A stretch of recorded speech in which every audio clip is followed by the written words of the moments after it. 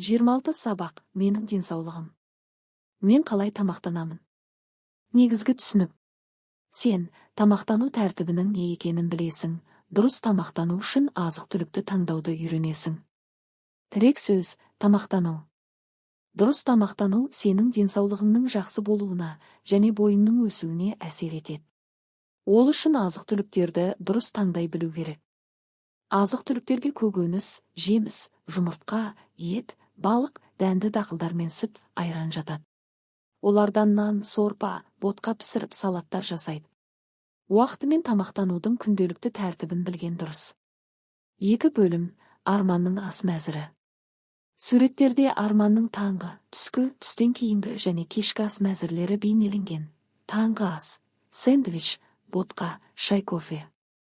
Түскі ас, ет пен көкөніс, гарнир, сорпа, шарын. Түстен кейінгі ас, тоқаш, булочка, шарын. Кешкі ас, жемістер, палау ет тағамы, шай. Пайдалы азық-түліктер кестесі. Азық-түлік ағзаға қандай пайдасы бар? Сәбіз, көздің көруін жақсартады. Алма жүректің жұмысын жақсартады, тістерді қатайтады. Балық сүйекті және тісті қатайтады. Сүт сүйекті және тісті қатайтады.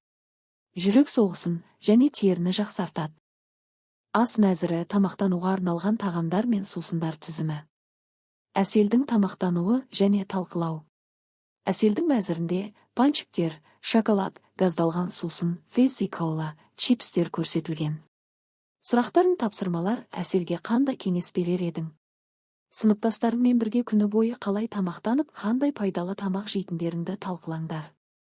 Бірден көп тамақ жеуге бола ма? Неге? Тамақтану тәртібі, уақыты мен тамақтанудың реті. Пайдалы кеңестер, алтын ережелер. Мектеп асханасының ас мәзіріне көңіл аудар. Аспаздан тағам мен сусынның пайдасы туралы сұра. Тамақтанар алдында қолыңды жу. Көкөністер мен жемістерді жуып же. Асты тойып жеме. Тамақты бір уақытта жеп ішуге дағдылан. Тамақты түрлендіріп пайдалану денсаулықты нығайтады.